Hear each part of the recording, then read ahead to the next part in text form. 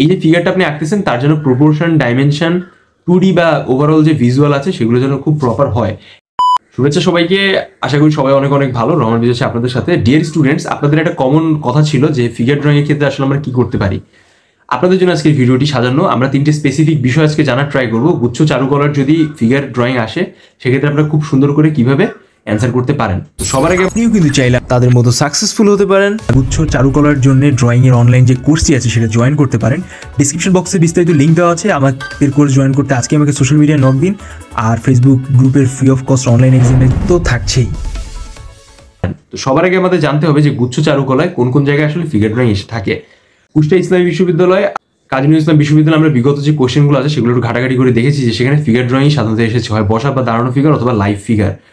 এই সকল জায়গার দিক থেকে একটা ফিগার আঁকার ক্ষেত্রে মূলত 3টে স্পেসিফিক ব্যাপার খেয়াল রাখা লাগবে। সাপোজ আপনাদের 1 ঘন্টার একটা পরীক্ষার ফ্রেমওয়ার্ক আছে, তো এর ভেতরে আপনি পরীক্ষার টাইমটাকে মোট 3টে স্পেসিফিক ভাবে ভাগ করে নেবেন।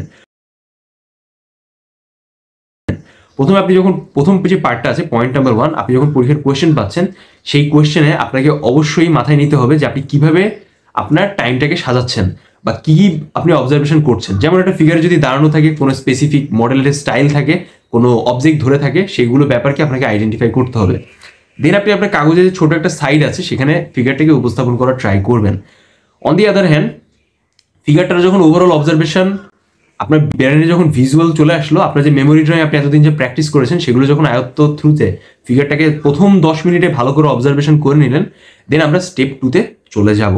এখন আপনাদের ভিতরে অনেকের প্রশ্ন আসতে পারে যে কেন এরকম স্টেপ বাই স্টেপ বিষয়টাকে ফলো করছি। এটার অ্যান্সার আমরা একটু পরে দিচ্ছি, বাট তার আগে আমরা একটু দেখি যে স্টেপ 2তে আমরা কি কি করবো।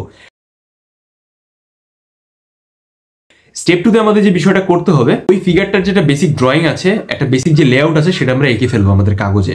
অবশ্যই এই ক্ষেত্রে কম্পোজিশন, পার্সপেক্টিভ, এই দুটো ব্যাপার আমাদের কাগজে অবশ্যই মাথায় রাখা লাগবে। তো অনেকে আসলে প্রশ্ন করে যে কোয়ার্টার শিট কাগজে আঁকতে দেয় না হাফ শিট কাগজে আঁকতে দেয়, কেমন ব্যাপার থাকে।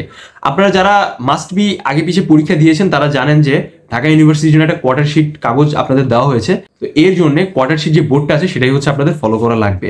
তো আপনারা যখন এই লেআউটটা আঁকতেছেন আপনাকে অবশ্যই জিওমেট্রিক শেপ ফলো করা লাগবে। বিভিন্ন ধরনের ত্রিভুজ, চতুর্ভুজ, বর্গক্ষেত্র, সার্কেল, লাইন ড্রয়িং, এরকম যাবতীয় ব্যাপার।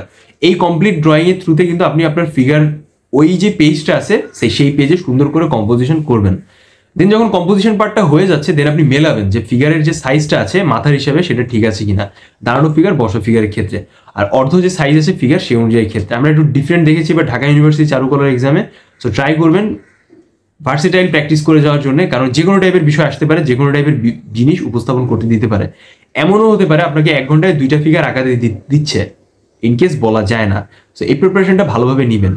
তো যাদের স্পেসিফিক ত্রিশাল বা কুষ্টিয়া ইসলামী বিশ্ববিদ্যালয়ের টার্গেট রয়েছে তারা কিন্তু এইভাবে বিষয়টাকে প্র্যাকটিস করেন। তো আপনারা দেখেন, আপনারা হচ্ছেন ওইগুলো এলাকায় থাকতেছেন, আপনার বাবা মা হয়তো বা আপনার নির্দিষ্ট জেলা বা এলাকার যে চারুকলা ইনস্টিটিউট আছে সেখানে পড়াশোনার বাইরে হয়তো আপনাকে আসতে দিবে না। তো এই জন্যই কিন্তু আপনারা যারা এরকম টার্গেট ফিক্স করছেন তারা এগুলো ব্যাপারকে ভালোভাবে ফোকাস করেন। থার্ড যে ইম্পর্টেন্ট পয়েন্ট অফ ভিউ হচ্ছে যে কেন হচ্ছে আপনারা এই বিষয় দুটোকে ফোকাস করে ইন নেক্সট রাউন্ড বা নেক্সট স্টেপে যাবেন। এখানে হচ্ছে আপনার ডিটেলস পার্ট রাখবেন। আপনার যে ফিগারের ওভারঅল অবজারভেশন করেছিলেন, এঁকেছিলেন লেআউট বা বেসিক যে ড্রয়িংটা, এবার আপনি ফিগারকে ডিটেলস করবেন। এখানে আপনি প্রত্যেকটা লাইনগুলোকে মিলিয়ে দিবেন, ট্রাই করবেন যে ডাইমেনশনটাকে খুব সুন্দর করে উপস্থাপন করা। পাশাপাশি আপনি এটাও ট্রাই করবেন এই যে ফিগারটা আপনি আঁকতেছেন তার জন্য প্রপোর্শন, ডাইমেনশন, 2D বা ওভারঅল যে ভিজুয়াল আছে সেগুলো যেন খুব প্রপার হয়। অ্যাটলিস্ট খুব সহজে যদি আমি বলি, ফিগারটাকে দেখে যেন মনে হয় যেটা রিয়েল লাইফের সাথে ভালোভাবে মিলতেছে। আদারওয়াইজ কিন্তু আপনার ফিগারটা খুব ভালো লেভেলে একটা আউটকাম দিবে না। এটা হচ্ছে মেইন ব্যাপার। আমাদের গ্রুপে আপনারা যদি প্র্যাকটিস করেন আপনারা কমপ্লিট ফিগার ড্রয়িং স্টাডি পাচ্ছেন। পাশাপাশি হচ্ছে আপনারা যদি আমাদের সাথে কম্বাইন্ড প্র্যাকটিস করেন আপনারা দারুণভাবে বিষয়গুলো জানতে পারবেন। তো এই জন্য হচ্ছে আপনাদের আমি একটা কথাই বলবো, আমাদের অনলাইন কোর্স জয়েন করতে পারেন ইনডেপ বিষয়গুলো প্র্যাকটিস করার জন্য। এছাড়াও যারা খুলনা ইউনিভার্সিটি বা জগন্নাথ ইউনিভার্সিটিতে এক্সাম দিবেন তাদের হচ্ছে বিভিন্ন ধরনের ফিগার পার্টস ড্রয়িং শিখতে হবে। আর মোশন যে বিভিন্ন ড্রয়িংগুলো আছে বা বিভিন্ন ধরনের যে মুভমেন্ট বেস যে ফিগারগুলো আছে সেগুলো ভালোভাবে আপনাদের প্র্যাকটিস করে যেতে হবে। তো আজকের ভিডিওতে আমি 3টে স্পেসিফিক স্টেপে একটা কমন যে ড্রয়িং আছে তার একটা বেসিক ধারণা দেওয়ার ট্রাই করেছি। আপনারা হয়তো বা বিষয়গুলো বুঝতে পেরেছেন আশা করা যায়। তারপরও যাদের অনেক বেশি ল্যাক আছে ফিগারে তারা হচ্ছে আমাদের সাথে অনলাইন কোর্সে জয়েন করতে পারেন আর ওভারঅল বিষয়গুলো নিয়ে প্র্যাকটিস করতে পারেন। আমরা ট্রাই করবো আপনাদের অনলাইন কমিউনিটিতে এক্সাম নেওয়ার জন্য ইন ফিউচার, যখন আপনাদের সার্কুলার দিবে। তার আগ পর্যন্ত যারা চাচ্ছেন আমাদের সাথে খুব ভালোভাবে প্র্যাকটিস করতে পারেন, আপনাদের পরীক্ষার পড়াশোনার কোনো হ্যাম্পার হবে না। ডেইলি উইকলি আর কি অন্তত 3টা থেকে 4টা ক্লাস থাকবে। সো দেরি কেন, আজকে জয়েন করে ফেলুন। Thank you so much. Comments বক্সে জানাবেন আজকের ভিডিওতে কেমন লাগলো। সে পর্যন্ত সবাই ভালো থাকেন, সুস্থ থাকেন, আর নিজের অ্যাডমিশনটাকে সিকিউর করেন। সবার সাথে দেখা হচ্ছে নেক্সট ভিডিওতে। সবাই অবশ্যই সাবস্ক্রাইব করবেন। আল্লাহ হাফেজ।